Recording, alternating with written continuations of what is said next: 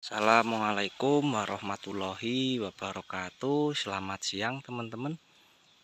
Semoga teman-teman pada kondisi sehat walafiat dan dipermudahkan segala urusannya. Ya, ini saya lagi di kebun biasa, di kebun sebelah perumahan tuh ya. Tuh, yang dekat di rumah yang saya tanami sekitar 13 pohon. Ini yang di depan kita jenis musangking teman-teman. Ini cerita lika-liku menanam pohon durian teman-teman. Ini ya, kondisi di tempat kami seperti ini ya, pohon duriannya. Walaupun di musim kemarau itu ada daun muda, mata yoyo, daun tua pun oke, hijau dan tidak mengalami kerontokan daun. Apa sih rahasia kami? Rahasia kami adalah yang paling utama dalam bertani durian itu satu, sejelek apapun lahan kita, sejelek apapun tanah kita, kalau kita olah dengan benar, dengan teliti, telaten, intinya kayak gini teman, saya itu otodidak, saya itu dulunya tidak tahu yang namanya pertanian durian. Dengan perkembangan dan saya ingin rasa mencobanya itu sangat tinggi, saya harus bisa dan disitulah saya menemukan, oh ya, pohon durian itu harus diginiin ya. Ini ya buktinya ya. Saya ini awal dulunya saya itu pertanian salak teman-teman. Nah ya, ini walaupun musim kemarau udah panjang lah ya, hampir 2 bulan ini di tempat kami, tetap terubusnya ini super duper teman-teman. Yang penting lahan kita siapkan, kita biarkan, kita gemburkan seperti ini ya. Kalau ini dulunya itu lahan bekas sawah teman-teman, saya selalu gemburkan. Sebelum saya tanami itu saya tak balik tanahnya, itu tak balik, jadi yang ada rumputnya itu tak balik, taruh di bawah, tanah yang baru itu di atas ya teman-teman ya. Saya diamkan beberapa bulan baru saya tanami pohon durian. Cara membalik tanah pun ada triknya teman-teman. Kita lakukan pada saat itu mau memasuki musim penghujan. Kenapa? Alasannya biar nantinya itu terkena air hujan itu terus gembur. Jangan di musim penghujan kita gemburkan. Kenapa? Nantinya tanah itu menjadi lengket dan keras teman-teman. Ini jenis duri hitam ya. Ini bekas sawah teman dulu, kata kakek simbah buyut saya ini untuk perkembangan. Ini dulu saya beli bibit dongkelan teman-teman, bibit dongkelan untuk ketinggian sekitar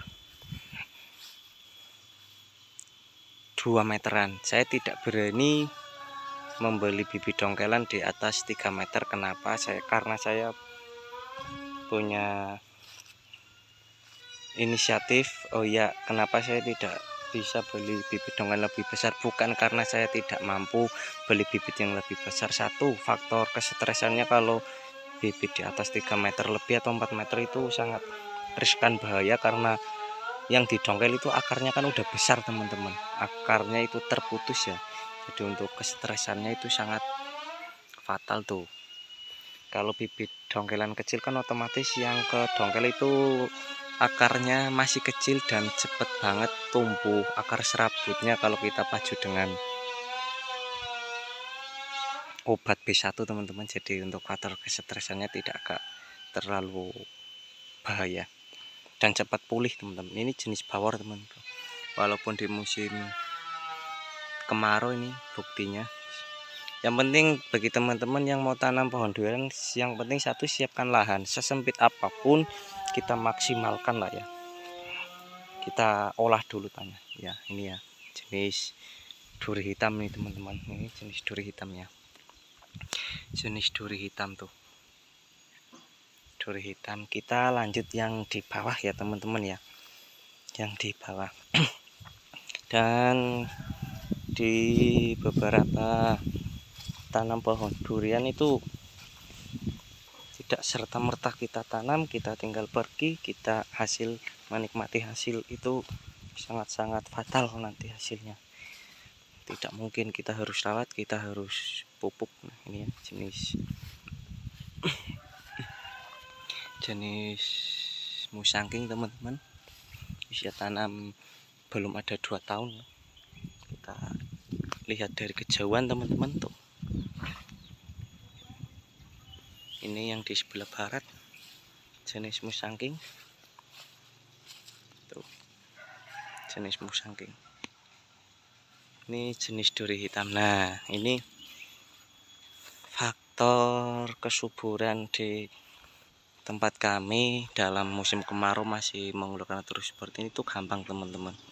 Kuncinya adalah satu, air. Ini ya. Ini jenis bawor teman-teman, bawor. Kenapa kunci ini ya, air ya. Di musim kemarau kita pun harus benar-benar siapkan air untuk penyiraman sebisa mungkin 3 hari sekali teman-teman. Benar-benar tanah itu harus basah, karena pohon durian itu gampang-gampang susah, harus benar-benar dimanja ya teman-teman.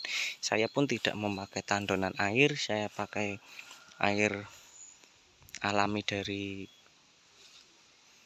bekas tandonan orang.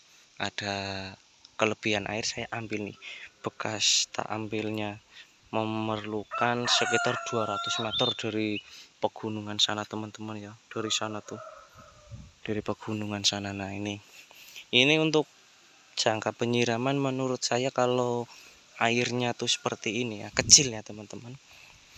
Ini dinamakan kecil ya, nih kecil. Ini kunci kesuburan di tempat kami ya. Nah, walaupun kecil, ini ditaruh aja, ditaruh bener-bener itu. Nah, kalau itu kan masih menggenang tuh, langsung hilang airnya ya teman-teman ya. Berarti ini airnya, tanahnya itu masih, yang di dalam itu masih kering dan perlu lama teman-teman. Ini ya, seperti ini kita biarkan. Ini biasanya saya hanya seperti ini teman-teman. Yang penting kita lakukan kalau air kita itu tidak terlalu banyak tapi air itu mengalir kecil, itu sebaiknya dilakukan pada pagi hari sampai siang hari, sampai mau duhur apa setengah hari lah ya teman-teman ya. Baru kita lakukan pindah di pohon yang lain seterusnya. Itu seterusnya teman-teman, seterusnya sampai 13 pohon itu terkena air semua ya. Jangan hanya basah di atas tapi bawahnya itu tidak terkena air, nantinya juga akan bermasalah. Kelebihan air di musim kemarau pun menurut saya itu tidak apa-apa, karena tidak akan mengakibatkan busuk akar. Karena pohon durian itu kalau di musim kemarau itu membutuhkan air yang sangat banyak ya teman-teman. Ini kuncinya di kebun kami itu hanya air. Orang hidup aja kita butuh air. Kalau tidak ada air pasti mati. Begitu pula sama pohon tanaman kita, seperti itu ya teman-teman ya. Itu sangat mudah, yang penting kita siapkan lahan, kita rawat. Nah, hanya seperti itu teman-teman tuh. Yang penting sebelum nanti kalau udah mau memasuki musim penghujan, pengairan seperti ini kita dihentikan, kita dikasih plastik, kita buang ke rumah buat air minum. Itu banyak sekali manfaatnya ya. Ini karena di sini masih membutuhkan air buat durian, kita siramkan dulu ke pohon durian. Nah, kalau itu hanya seperti ini teman-teman ya. Nanti kita pindah ke pohon yang lain, kita tinggal diulur aja seperti ini ya. Kita ulur, nah seperti ini kita ulur, kita sambungkan. Yang penting itu basah teman-teman tuh, sampai basahnya menggenangnya itu benar-benar menggenang. Jangan hanya serta merta basah di luar, itu bahaya, percuma. Nah, ini kunci kesuburan di tempat kami ya. Bagi teman-teman Kalau pohonnya durian itu pengen cepat tumbuh, cepat besar, itu harus seperti ini teman-teman. Harus benar-benar teliti, tidak asal merta tanam ya. Kita rawat, kita cukupi, kita pupuk, kita semprot kalau ada hama. Nah, kalau sebaiknya, kalau lebih bagusnya ya sebelum terserang hama ya kita semprot. Lebih baik payungan daripada keguyur hujan, dalam arti lebih baik menangguli daripada mengobati teman-teman. Nah ini ya, ini faktor, ini kunci kesuburan di tempat kami hanya air. Air itu segala-galanya ya, yang penting pengairan cukup, hanya seperti itu ya. Ini kunci pohon durian kalau ingin subur di musim kemarau hanya seperti ini teman-teman. Yang penting kita siapkan air. Jangan lupa like dan subscribe channel kami biar cepat berkembang. Walahirul kata, wassalamualaikum warahmatullahi wabarakatuh. Salam pertanian Indonesia, salam petani muda.